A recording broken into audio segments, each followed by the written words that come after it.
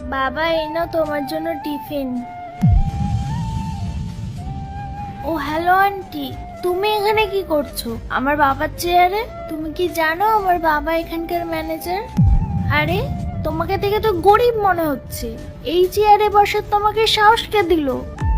তুমি নিশ্চয়ই এখানকার পিয়ন হবে, ওঠো এখান থেকে ওঠো। বাবা বাবা এই গরিব আন্টিটাকে উঠতে বলো না, দেখো না তোমার চেয়ারে বসে আছে। আচ্ছা, ও আপনার মেয়ে? হ্যাঁ হ্যাঁ হ্যাঁ ম্যাডাম, হ্যাঁ ওইটা আমারই মেয়ে। আমায় ক্ষমা করো মা, আমি জানতাম না যে তুমি এই অফিসের ম্যানেজারের মেয়ে। I am really sorry. এবার জেনে গেছো তো আমার বাবার চেয়ার নোংরা করছো কেন? সরো এখান থেকে। ডোন্ট ওয়ারি মা, আমি তোমার বাবার চেয়ে নোংরা করছি না। আসলে আমি তোমার বাবার ল্যাপটপে একটু পড়াশোনা করছিলাম, সামনে আমার এক্সাম তো তাই। মিথ্যে বলো না, নিশ্চয়ই তুমি ওখানে বসে চ্যাটিং করছিলে। বাবা তুমি না এমন মানুষদেরকে কাজে রাখবে না। আচ্ছা ঠিক আছে, আমি এখান থেকে চলে যাচ্ছি। I am really sorry. আচ্ছা, আপনাকে একটা কোয়েশ্চেন করতে পারি? আপনার মেয়ে এই অফিসে কি করছে?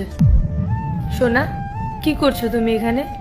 আমি তোমায় কেন বলবো, আমি আমার বাবাকে বলবো। বাবা তুমি জানো আজকে আমার বন্ধুরা আসবে অফিসে, তাই জন্য আমি এসেছি।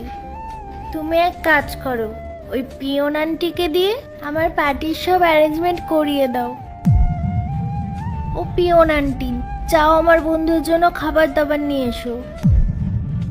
মা শোনো, বড়দের সাথে এইভাবে কথা বলতে নেই। আচ্ছা তুমি আমাকে একটা কথা বলো, আজকে তো তোমার বন্ধুরা আসবে, তো পার্টির জন্য আন্টি কিভাবে জানবে তোমার বন্ধুরা কি খেতে পছন্দ করে? আমি তোমার বাবা, তো আমি সব জানি, আমি নিয়ে আসছি।